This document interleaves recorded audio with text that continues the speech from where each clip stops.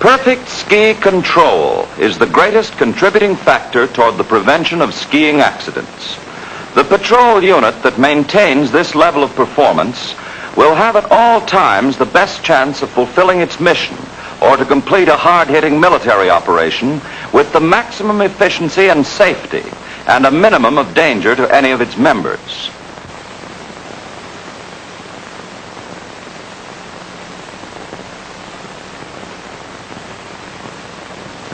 Let us examine the ski patrol as it comes down a moderate slope in long, sweeping turns. Particularly at the end of the day, when you're tired and your muscular reflexes have slowed down from the effects of fatigue, ski slowly and under perfect control, even though you're tempted to get back to camp in a hurry. Otherwise, you may misjudge a hazard and take a bad spill. Now the four skiers descend a steep, rocky slope, the men swerving in and out among the rocks. One wrong move on the part of a trooper among these jagged rocks would result in a serious spill for someone. To safeguard against such accidents, the good ski trooper must not only keep in the peak of condition and perfect his skill by constant training, but he must also make sure that his equipment is in excellent condition to withstand any sudden shock or strain.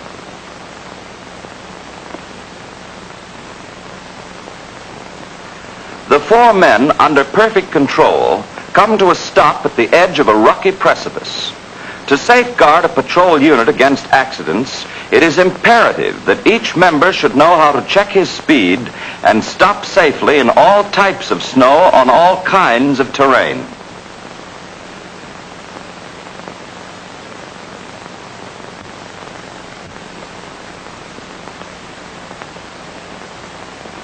This trooper is skiing too fast. He's out of control. Thus, you see how the lack of ski control on the part of a trooper will cause a crack-up. Time must now be spent by the other members of the patrol in administering first aid and returning the injured skier to camp, clearly demonstrating how the military effectiveness and striking force of the entire patrol unit is destroyed.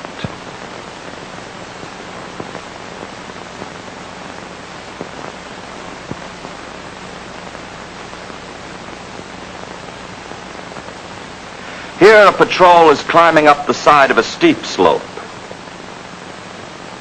Reaching the top, the men come to a stop and remove their skis and rucksacks.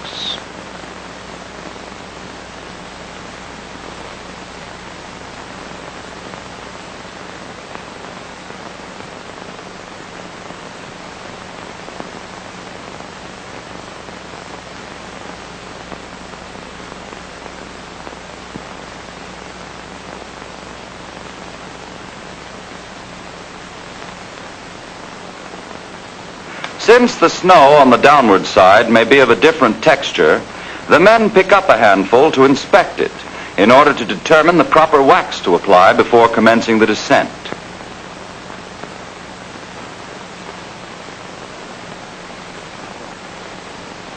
Inasmuch as the snow is not wet, they discard the wet snow wax, but select a can of wax suitable to its dry and powdery condition.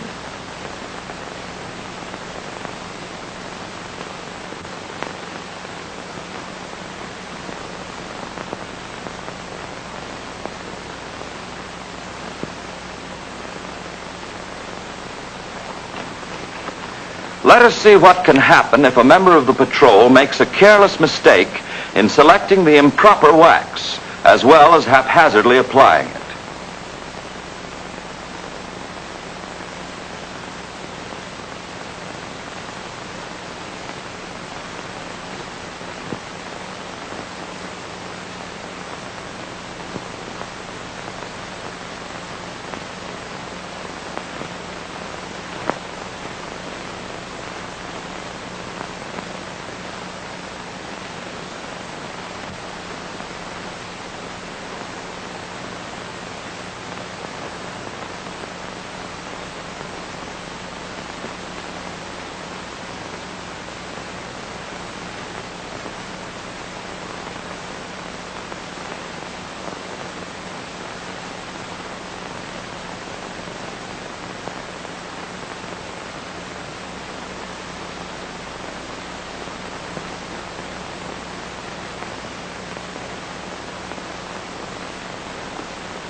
Again, as the result of a trooper's carelessness, the rest of the patrol must come to his aid.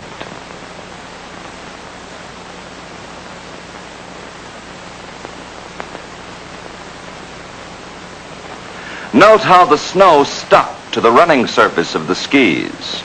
Improper selection and application of the wrong wax was the cause of this accident.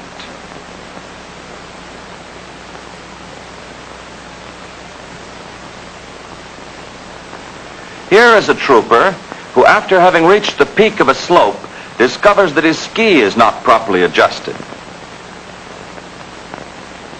His heel wobbles because the toe plates are out of line or the heel spring is loose. The good ski trooper will correct this condition immediately. If he doesn't, he will undoubtedly wind up in a bad spill. For safe skiing, it is necessary to keep the ski bindings properly adjusted at all times.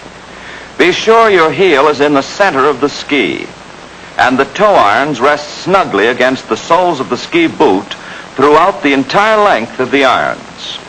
With the bindings adjusted in this manner, the heel is held firmly in line with the ski and cannot shift to one side or the other. The heel spring is kept sufficiently tight to hold the ski boot against the toe irons. If the bindings are properly adjusted and your ski under control, you can travel on a steep slope with perfect safety.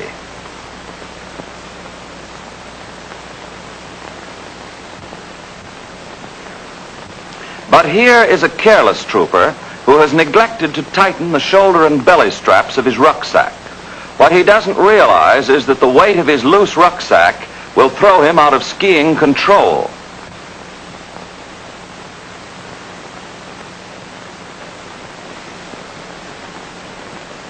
The smart ski trooper will always make sure that his rucksack is adjusted properly, cinching the shoulder and belly straps to hold it firmly against his back.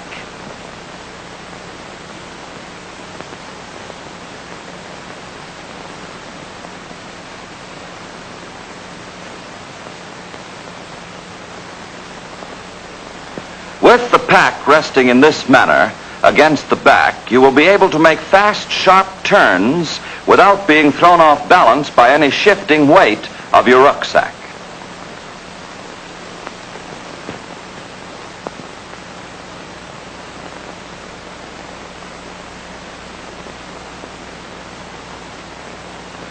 This ski trooper has traveled with too much clothing, and the strenuous exercise of skiing has caused him to perspire excessively.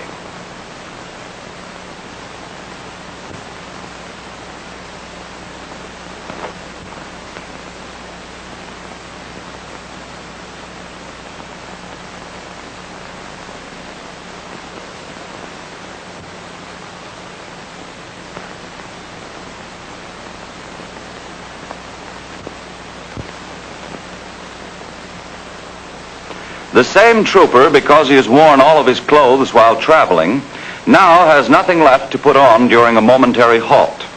This is the quickest way to become chilled, as his clothes absorb the moisture and freeze. Thus, the insulating value of his clothes are destroyed, and heat will be conducted from his body, causing the body to chill, which increases the danger of his freezing to death. On the other hand, the trooper who wears only enough clothes while traveling automatically guards against such a hazard.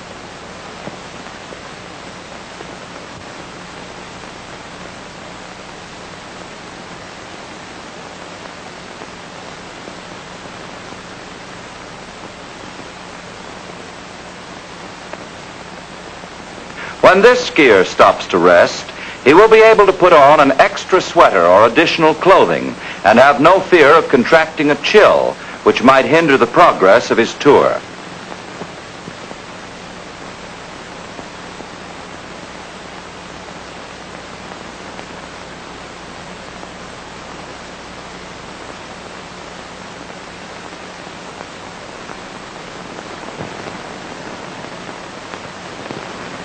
When emerging from a forest or any other dense area, the careful ski trooper will always stop to apply sunburn preventative to his face and neck in order to guard against painful complications.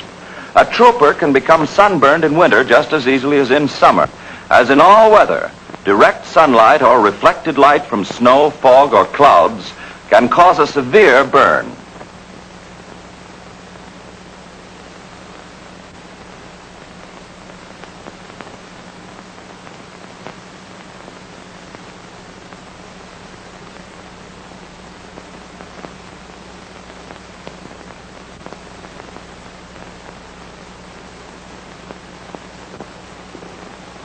This careless ski trooper has neglected to wear his snow goggles and is squinting against the glare of the sun as he travels along. Snow blindness is caused by direct and reflected rays of sunlight. The symptoms are a burning sensation in the eyes, which increases to intense pain and a sandy feeling in the eyelids. The eyes become red and swollen, and the victim is unable to look at any bright light or white surface, and frequently he is unable to open his eyes. A victim of snow blindness may suffer severe pain for many days and be completely incapacitated. Until the snowblind trooper can be returned to his main base for emergency treatment, a cold compress should be taped over the victim's eyes and gauze wrapped over the compress around his head so that his eyes may be protected from all light.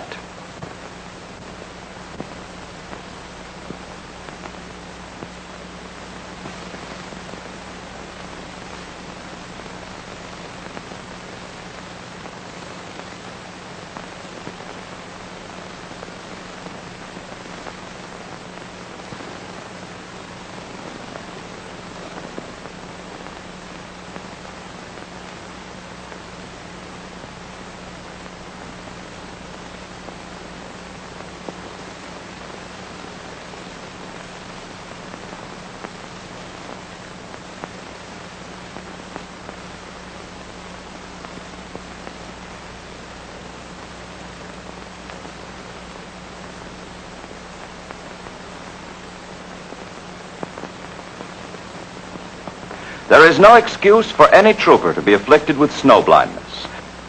The Army sun goggles issued to each man, if properly used, eliminate all harmful rays of the sun.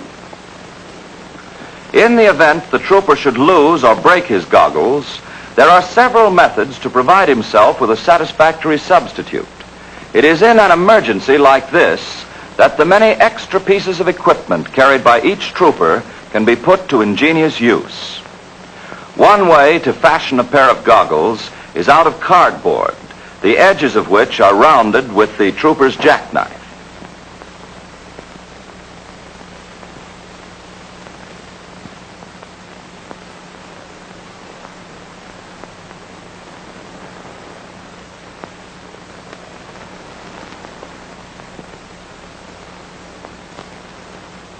The strip of cardboard is folded in half .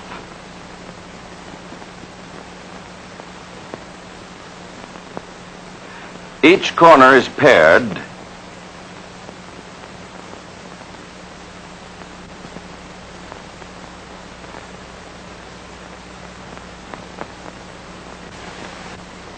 And the cardboard cut in two.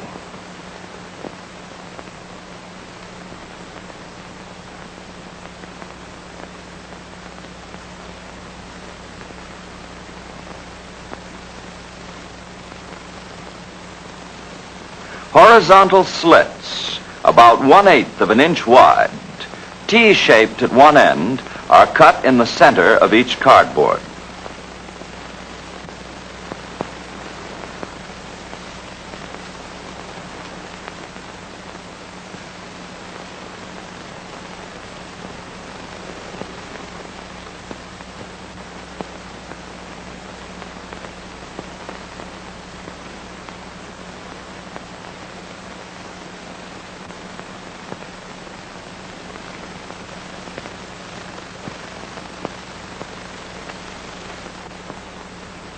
This same operation is repeated on the second cardboard.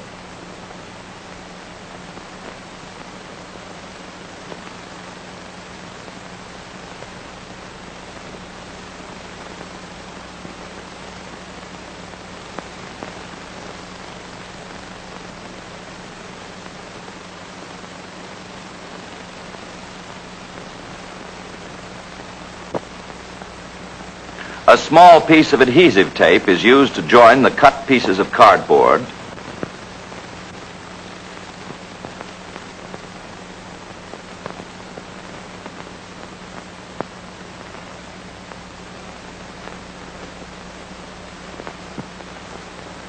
And leather thongs are knotted and threaded through each of the T-shaped ends in order to secure the goggles to the head.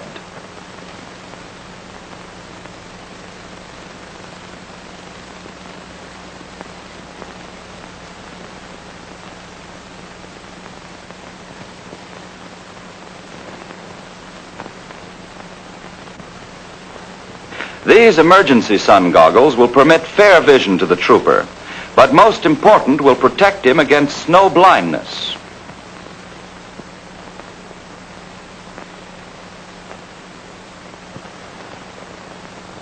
There is a second method to prevent snow blindness when the trooper is without his sun goggles.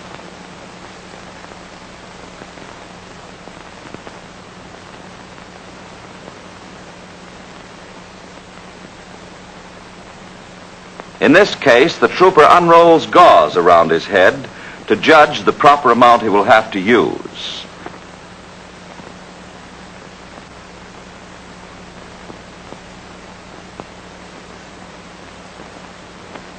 He doubles the bandage and cuts it from the roll.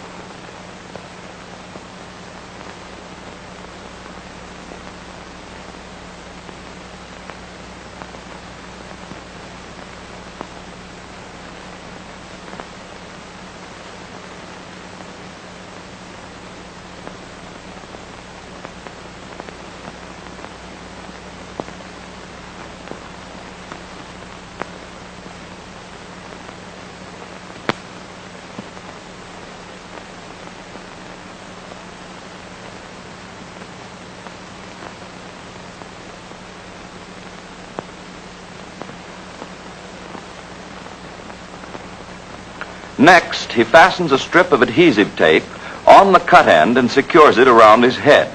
This bandage of double thickness will diffuse the harmful sun rays and still give the trooper an adequate degree of vision until he can get a new pair of sun goggles. The trooper who has damaged or broken his sun goggles should repair them immediately. To wear goggles in this condition is as harmful as not wearing any. Notice the open knife is thrust into the log so that the trooper will not lose it in the snow.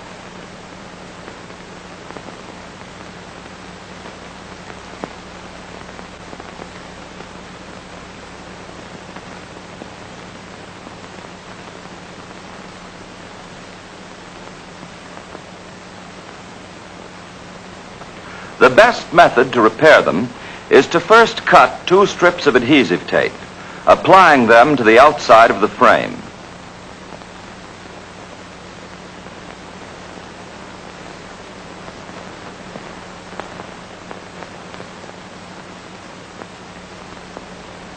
Narrow slits are left between the 2 strips for vision.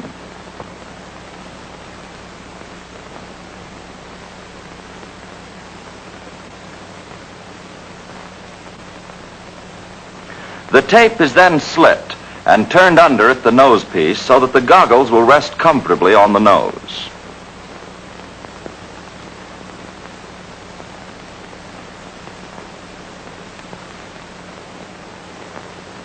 To prevent the sticky surface of the tape from coming in contact with his eyes, the trooper places 4 smaller strips on the inside of the goggles to match those on the outside.